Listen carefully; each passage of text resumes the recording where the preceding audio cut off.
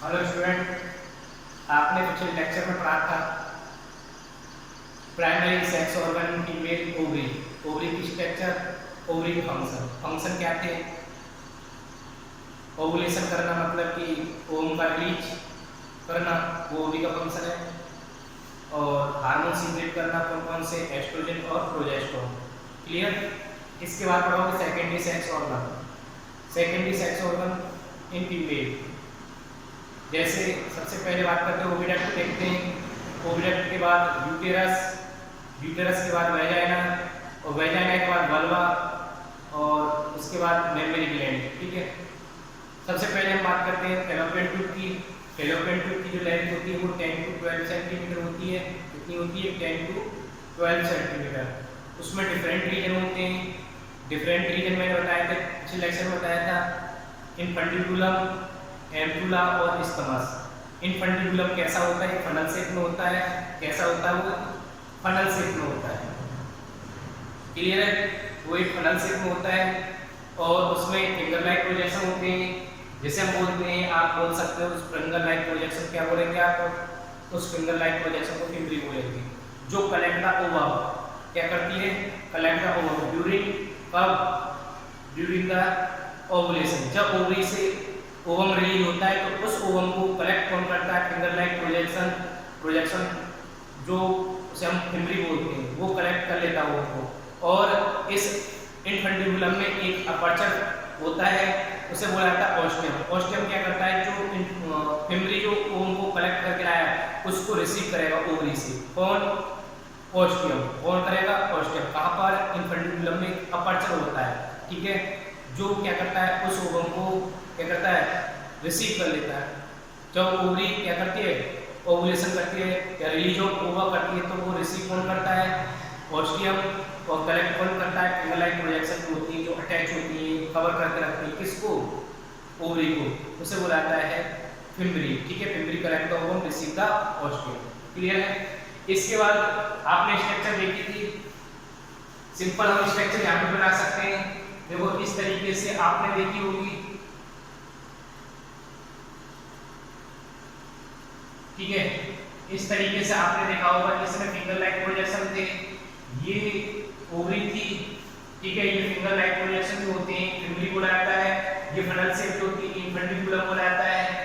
और ये एम्पुला है, जो भरा हुआ स्ट्रक्चर होता है। फैलोपियन ट्यूब में उसे एम्पुला बोलते हैं। उसके बाद जो नैरो ट्यूब होती है उसे क्या बोलते हैं? इस्थमस बोलते हैं, जो यूटेरस की साइड होती है। ठीक है, इस तरीके से ओवम रिलीज हुआ इस ओवरी से। कहां से? ओवरी से। किसने किया? फिम्बरी ने कलेक्ट किया। और इनफंडिबुलम जो होता है कहां पर? इनफंडिबुलम में एक अपर्चर होता है, और वो अपर्चर क्या नाम है उस अपर्चर का? ऑस्टियम। ऑस्टियम क्या करता है? Receive the ovum. और इस तरीके से क्या होता है? वो अंदर चला जाता है। क्लियर? इस तरीके से स्ट्रक्चर देखी होगी आपने। क्लियर है? Female reproductive system. अब देखते हैं आप इसके बारे में जानते हो। ओविडक्ट या फैलोपियन ट्यूब कितने सेंटीमीटर होती है? 10 to 12 सेंटीमीटर क्या होती है? लेंथ होती है। ठीक है, सीलिएटेड होता है क्योंकि कोलोनल इलियरी मसल्स का बना हुआ होता है। वो सीलिया जो होते हैं क्या करते हैं?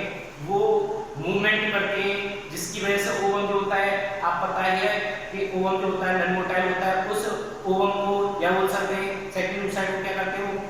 कैरी करते हैं। क्या करते हैं? कैरी करते हैं। कहां पर? एम्पुला की तरफ। कैसे करते हैं? सीलिया की वजह से। सीलिया कहां पर होते हैं? इनर लाइनिंग पर प्रेजेंट होते हैं। किसके? फैलोपियन ट्यूब या ओविडक्ट के। क्लियर है? ये मस्कुलर नेचर होते हैं और ट्यूबुलर स्ट्रक्चर होता है, ट्यूब की तरह दिखाई देता है, मसल्स का बना हुआ ट्यूब की तरह दिखाई देता है। ठीक है, स्ट्रक्चर होती है इसकी ओविडक्ट की। इसकी इनर साइड पे क्या होता है? हम देख सकते हैं इस तरीके से सीलिया प्रेजेंट होते हैं। क्लियर? सीलिया जो होते हैं वो क्या करते हैं? मूवमेंट ऑफ किसका? सेकेंडरी साइड है ओवम का। क्लियर है? इस तरीके से मूवमेंट देखने को मिलता है। इसके 3 रीजन बताए थे, क्या बताए थे? रीजन बताए थे। सबसे पहला इनफंडिबुलम। इनफंडिबुलम में क्या होता है? ये फिम्बरी होती है। Fimbriae is the finger like projection. क्या होती है? फिंगर लाइक प्रोजेक्शन जो कलेक्शन होता है ओवम कब करती है? जब ओवुलेशन होता है, ओवम रिलीज होता है। कहां से? ओवरी से। तब ये कलेक्शन करके लाती है कौन? फिम्बरी। क्लियर है? कलेक्शन कर लिया। उसके बाद इनफंडिबुलम में एक आपको देखने को मिलेगा क्या? अपर्चर देखने को मिलेगा। उस अपर्चर को क्या बोलते हैं? ऑस्टियम बोलते हैं। ऑस्टियम क्या करता है? Receive the ovum, release from the ovary, ठीक है, उस ओवम को रिसीव करता है जो रिलीज होता है ओवरी से, उस ओवम को क्या करता है, रिसीव करता है, जिसके द्वारा वो फैलोपियन ट्यूब तक पहुंच जाता है। इसके बाद आता है सेकंड एम्पुला। एम्पुला मैंने बताया था वाइट रीजन होता है, जिसकी रीजन की जो क्या होती है, डायमीटर में देखो तो उसके अंदर तो 3 mm दिखाई देगा, कितना दिखाई देगा, 3 mm, क्लियर है।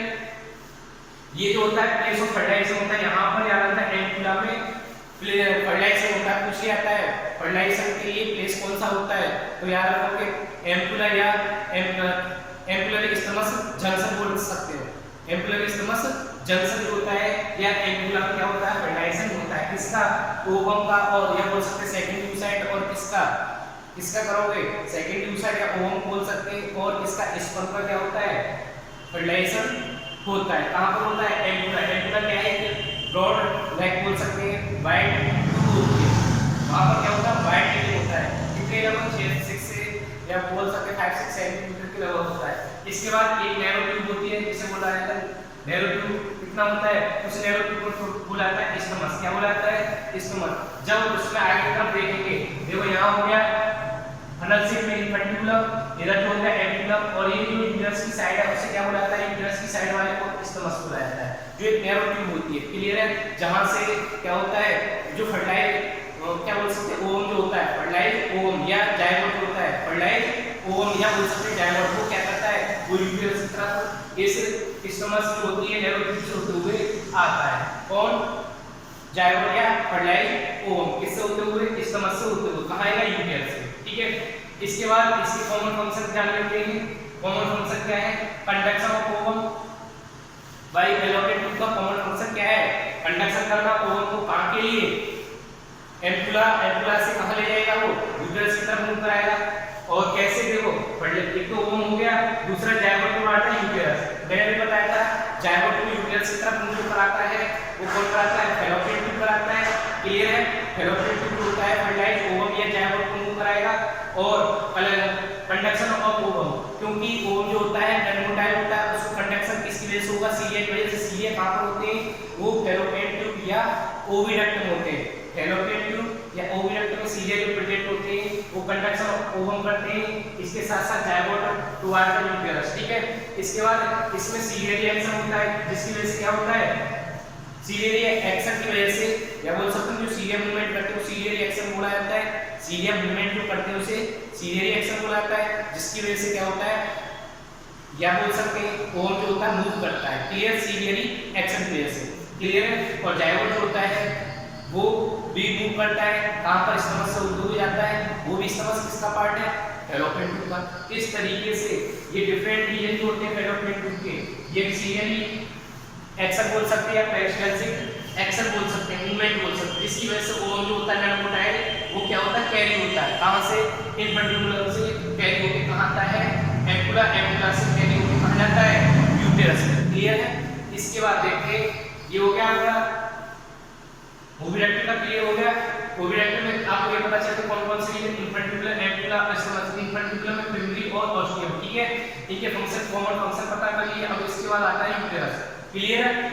कॉमन फंक्शन पता चल गया आपको, कंडक्शन ऑफ ओवम, याद रखना, जाइगोट टुवर्ड द यूट्रस, मतलब कि कंडक्शन जो होता है जाइगोट का भी होता है, किधर की तरफ होगा, वो टुवर्ड्स द यूट्रस। किसकी वजह से होगा, वो सब फैलोपियन ट्यूब की वजह से होगा, क्लियर है, फैलोपियन ट्यूब की वजह से होगा। और फैलोपियन ट्यूब में क्या होता है, फर्टिलाइजेशन होता है, किस रीजन में होता है, एम्पुला में होता है, क्लियर है, कोई प्रॉब्लम।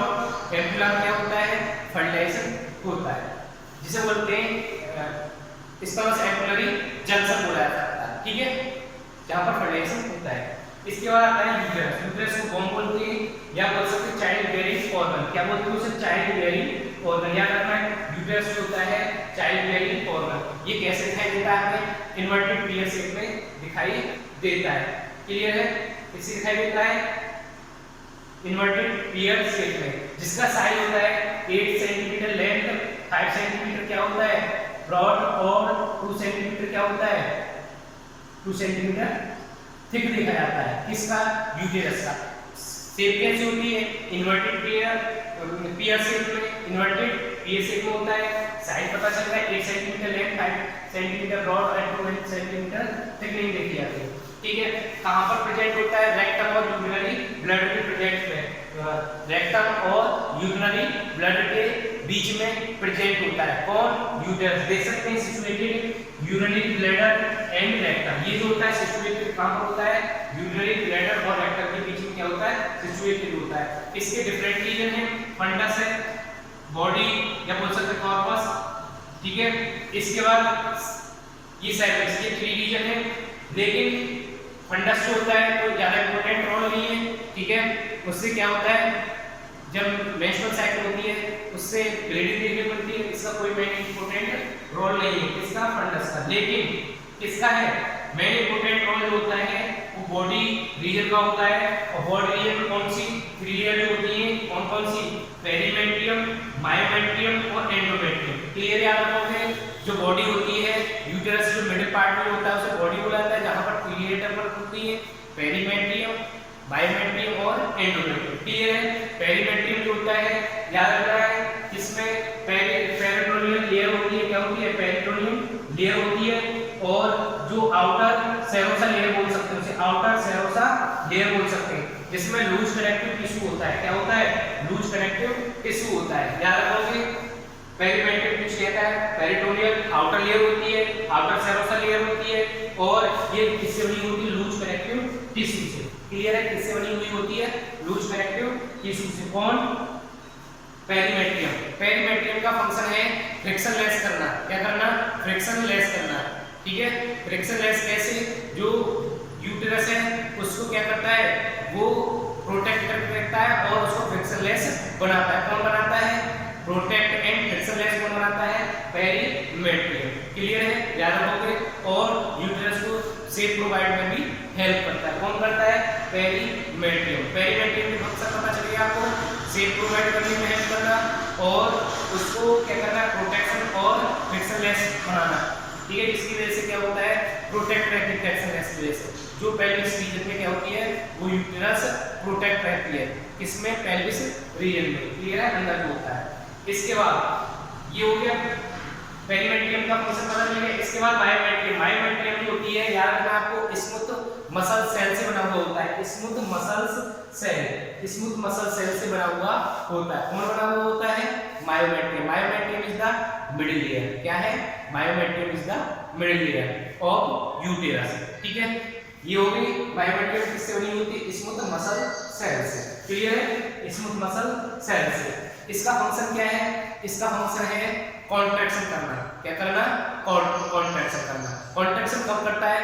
ऑक्सीटोसिन हार्मोन्स की प्रेजेंस में। ऑक्सीटोसिन हार्मोन्स कहां से आता है? हाइपोथैलेमस से, ठीक है। हाइपोथैलेमस से जो ऑक्सीटोसिन हार्मोन्स जो आता है, वो ऑक्सीटोसिन हार्मोन्स जो होता है इस मायोमेट्रियम को क्या कराता है? कॉन्ट्रैक्ट कराता है, कॉन्ट्रैक्ट करती है। स्मूथ मसल्स है, स्मूथ मसल्स जो होती है आप जानते हैं मूवमेंट करती हैं और इनवॉलंटरी मूवमेंट करती हैं। वो किसकी प्रेजेंस पड़ती है? ऑक्सीटोसिन हार्मोन्स की प्रेजेंस में। कब? जब पार्चुलेशन का टाइम होता है, पार्चुलेशन का टाइम होता है, डिलीवरी टाइम होता है, उस टाइम पर वो क्या होती है? कौन सी? ये स्मूथ मसल्स किसकी? मायोमेट्रियम को कॉन्ट्रैक्शन करती है, जिसके कारण क्या होता है? कॉन्ट्रैक्शन रिलैक्सेशन करती है, जिसकी वजह से बच्चा जो होता है या बोलते हैं बेबी, वो क्या होता है? एक्सपल होता है। क्या होता है? एक्सपल मतलब बाहर की साइड मूव होता है। किसके द्वारा? Contraction of myometrium. किसकी प्रेजेंस में? ऑक्सीटोसिन। आपको ये पता है सबसे पहले जो मायोमेट्रियम जो होती है सिग्निफिकेंट बोल सकते हैं, कुछ सिम्टम्स देती है, जैसे कि जब पार्ट्रिशन का टाइम होता है तो ये हल्का सा मूवमेंट करती है। कौन? मायोमेट्रियम। जब उससे क्या होता है? उससे पता चलता है कि हाँ भाई अब जो है या बोल सकते हैं अब कॉन्ट्रैक्शन ऑफ मूवमेंट स्टार्ट होने वाला है। और उसके बाद क्या होता है? जैसे जैसे तेज होता हुआ चलता है, ठीक है। अब आपको पता है जो पार्ट्रिशन होता है तो उस टाइम पर बहुत तेज दर्द होता है फीमेल में, लगभग 20 से 26 बोन्स टूटने के बराबर पेन होता है, ठीक है ना। याद रखना आपको। इसके बाद इसमें ही आपको पता चल गया किससे बना हुआ होता है? फंक्शन क्या है? कॉन्ट्रैक्शन और expelling of baby during parturition. Clear हो गया? पार्ट्रिशन के दौरान क्या होता है? जब पार्ट्रिशन मतलब डिलीवरी ऑफ द बेबी के दौरान क्या होता है? ये बेबी जो होता है एक्सपेल करने में हेल्प करता है। कौन करता है? मायोमेट्रियम, ठीक है। कॉन्ट्रैक्शन ऑफ क्या है? कॉन्ट्रैक्शन करती है। कौन करती है? मायोमेट्रियम, जिसकी वजह से क्या होता है? बेबी एक्सपेल होता है। क्लियर? कोई प्रॉब्लम? इसके बाद आता है लास्ट, इसकी आती है एंडोमेट्रियम। एंडोमेट्रियम जो होती है इनर मोस्ट लेयर होती है। क्या होती है? इनर मोस्ट लेयर होती है जो ग्लैंडुलर टिश्यू होता है प्रेजेंट और ब्लड वेसल्स प्रेजेंट होती है। ग्लैंडुलर टिश्यू और ब्लड वेसल्स प्रेजेंट होती है। याद रखना इनर मोस्ट लेयर जो होती है वो कौन सी होती है? एंडोमेट्रियम। और outer layer perimetrium. Middle layer कौन सी होती है? मायोमेट्रियम। और इनर मोस्ट लेयर एंडोमेट्रियम। ये जो होती है किसकी बनी होती है? Glandular tissue. याद रखना किसकी? ग्लैंडुलर टिश्यू जो होते हैं प्रेजेंट होते हैं और ब्लड वेसल्स प्रेजेंट होते हैं। इसका फंक्शन क्या है? सबसे पहले इम्प्लांटेशन में हेल्प करना। इम्प्लांटेशन आप जानते हैं जो ब्लास्टोसिस्ट जो होता है, जो बोल सकते हैं 64 सेल स्टेज जो होती है, सेल जो बोल सकते हैं, वो क्या करता है? एम्बेडेड कर जाता है। क्या कर जाता है? एम्बेडेड। कहां पर कर जाता है? यूटेरस में। जब यूटेरस में वो एम्बेडेड करता है तो कौन सी लेयर पर करेगा? यूटेरस की एंडोमेट्रियम पे। तो इम्प्लांटेशन कहां देखा जाता है? यूटेरस की। कहां पर देखा जाता है? यूटेरस की एंडोमेट्रियम लेयर पे आपको क्या देखने को मिलेगा? इम्प्लांटेशन देखने को मिलेगा। इम्प्लांटेशन मतलब कि याद रखोगे इम्प्लांटेशन क्या होता है? एम्बेडेड का एम्ब्रियो। एम्ब्रियो जो होती है जाइगोट से डेवलप होने के बाद में एम्ब्रियो बनती है और वो एम्ब्रियो इम्प्लांट हो रही है किस पर? Uterus wall. यूटेरस वॉल की किस लेयर पे? एंडोमेट्रियम। क्लियर है? इसके बाद फीटल ग्रोथ देखने को मिलती है इस एंडोमेट्रियम लेयर के अंदर ही। फीटल ग्रोथ देखने को मिलती है। फीटल डेवलपमेंट होता है भाई। ये जो होती है इनर मोस्ट लेयर होती है वो कब क्या होती है? वहीं पर क्या होता है? यूटेरस बना हुआ होता है उसके अंदर की साइड, और वहीं पे क्या होता है? उसके अंदर ही अंदर ग्रोथ देखने को मिलती है। किसकी? फीटल। फीटल मतलब कि बच्चे की ग्रोथ। ठीक है? कब? प्रेगनेंसी के दौरान। प्रेगनेंसी आप जानती हो फर्टिलाइजेशन से लेके कब तक का time? Till the delivery. Delivery मतलब पार्टनरशिप तक का टाइम होता है, उसे प्रेगनेंसी टाइम बोलते हैं, प्रेगनेंसी। क्लियर है? इसके बाद उसे प्रेगनेंसी बोल सकते हैं और क्या बोल सकते हैं हम? उसे गेस्टेशन पीरियड भी बोल सकते हैं। क्लियर है? इसके बाद इसका और फंक्शन क्या है? ये प्लेसेंटा फॉर्मेशन। किस लेयर में प्लेसेंटा का भी फॉर्मेशन होता है? प्लेसेंटा जो होती है एक डिस्क लाइक स्ट्रक्चर होती है जो डेवलप होती है किसकी होती है? एंडोमेट्रियम पर। किस पर होती है? एंडोमेट्रियम। एंडोमेट्रियम क्या है? एंडोमेट्रियम जो होता है वो किसकी है? यूटेरस की इनरमोस्ट लेयर है। वहां पर आपको प्लेसेंटा डेवलपमेंट भी देखा जाता है। जो नरिशमेंट एक्सक्रीशन, प्लेसेंटा किसमें करता है? Nourishment excretion, exchange of respiratory gases. Clear है? और हार्मोन्स रिलीज ये प्लेसेंटा करता है। ये प्लेसेंटा जो होता है फॉर्मेशन कहां पर होता है? एंडोमेट्रियम पर। ठीक है? ये एंडोमेट्रियम का आपको फंक्शन पता चल गया किससे बनी हुई होती है? ग्लैंडुलर टिश्यू, ब्लड वेसल्स होती है, प्रेजेंट होती है, इम्प्लांटेशन में हेल्प करती है, फीटल ग्रोथ में हेल्प करती है, फीटल ग्रोथ होती है और प्लेसेंटा फॉर्मेशन होता है। इसके बाद आता है सर्विक्स। सर्विक्स क्या होता है? ये सर्विक्स जो होता है ये नैरो पार्ट होता है। कैसा होता है? नैरो पार्ट जो यूटेरस के नीचे वाला होता है। यूटेरस के नीचे वाला जो हिस्सा होता है उसे सर्विक्स बोला जाता है। जो नैरो होता है कैसा होता है? नैरो। ऊपर की साइड यूटेरस में ओपन होती है, नीचे की साइड किसमें ओपन होती है? नीचे साइड वेजाइना में ओपन होती है। किसमें? वेजाइना में। और ये सर्विक्स के जो अंदर जो एक कैविटी दिखाई देती है, ये कैविटी दिखाई देती है, इसे सर्विकल कैनाल भी बोल देते हैं। इस कैविटी को क्या बोल देते हैं? सर्विकल कैनाल भी बोल देते हैं। क्लियर है? ये जो होती है ध्यान रखना है किधर होती है? ये यूटेरस के नीचे होती है, वेजाइना के ऊपर होती है, नैरो ट्यूब होती है, जिससे उस कैविटी भी होती है। उसमें क्या होता है? सर्विकल क्या होता है? नैरो ट्यूब को क्या बोलते हैं? Cervical canal. और आगे बताएंगे इसमें क्या होती है? ग्लैंड प्रेजेंट होती है। अब ग्लैंड का फंक्शन बताएंगे कैसे कैसे। क्लियर? इसके बाद हम ग्लैंड पढ़ेंगे। इसके बाद आता है वेजाइना। वेजाइना की स्ट्रक्चर जो होती है लेंथ होती है 7.5 सेंटीमीटर टू 10 सेंटीमीटर के लगभग होती है। कितनी होती है? 7.5 सेंटीमीटर टू 10 सेंटीमीटर के लगभग इसकी क्या होती है? लेंथ होती है। क्लियर? इसकी जो होती है इलेक्ट्रिकल, ये कैसी होती है? इलेक्ट्रिकल मस्कुलर ट्यूब होती है। इलेक्ट्रिकल मस्कुलर ट्यूब होती है। याद रखना ये कैसी ट्यूब होती है? इलेक्ट्रिक मस्कुलर ट्यूब होती है। कौन? वेजाइना। क्लियर है? ये जो होती है हाईली मस्कुलर ट्यूब दिखाई देती है। ठीक है? इसकी जो इनर लाइनिंग होती है वो म्यूकोसा मेम्ब्रेन से कवर होती है। किसकी? म्यूकस मेम्ब्रेन होती है। इनर लाइनिंग क्या होती है? म्यूकस मेम्ब्रेन होती है। याद रखना आपको ये हाईली मस्कुलर ट्यूब होती है। और ये जो होती है इनर साइड को आपको दिखाई देगी वो म्यूकस मेम्ब्रेन होगी।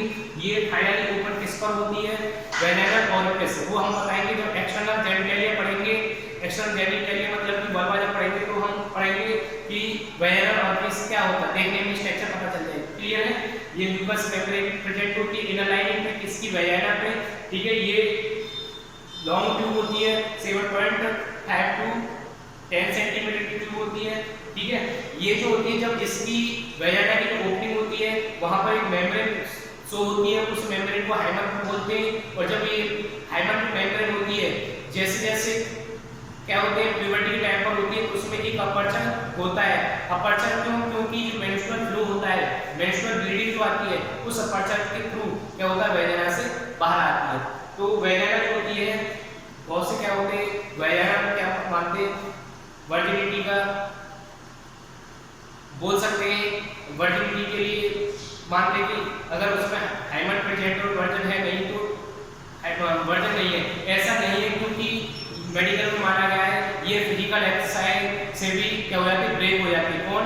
Hymen membrane. जो हम वर्जिनिटी को मानते हैं कि इसमें हाइमन मेम्ब्रेन है तो वर्जिनिटी नहीं है तो नहीं है, ऐसा नहीं है, क्योंकि मेडिकल जो होता है इस चीज को नहीं मानती। मेडिकल क्या मानती है? क्योंकि मेडिकल मानती है कि ये होती फिजिकल एक्सरसाइज से भी ब्रेक हो जाती है, ठीक है। और जैसे जैसे डेवलप होती है हाइमन, जब प्यूबर्टी आता है तो हाइमन जो होती है मेम्ब्रेन होती है, उस मेम्ब्रेन में क्या होता है जब प्यूबर्टी टाइम आता है तो उसमें एक अपर्चर होता है, जिसकी वजह से मेंस्ट्रुअल फ्लो या मेंस्ट्रुअल ब्लीडिंग होती है। इस तरीके से, और मैंने बता दिया फिजिकल एक्सरसाइज जैसे कि राइडिंग, साइकिलिंग, जंपिंग, इनमें क्या होता है हाइमन जो होती है मेम्ब्रेन वो ब्रेक हो जाती है। क्लियर है? Any problem? इसके बाद जो नेक्स्ट टॉपिक पढ़ेंगे वो वल्वा और कौन सा जो सेकंड पार्ट होगा, इस लेक्चर का सेकंड पार्ट होगा, उसमें हम वल्वा, एक्सटर्नल जेनिटलिया और मेमोरी ग्लैंड और ग्लैंड पढ़ेंगे। इसके लिए ये रहा आपका रिप्रोडक्टिव सिस्टम में सेकेंडरी सेक्स ऑर्गन। क्लियर है?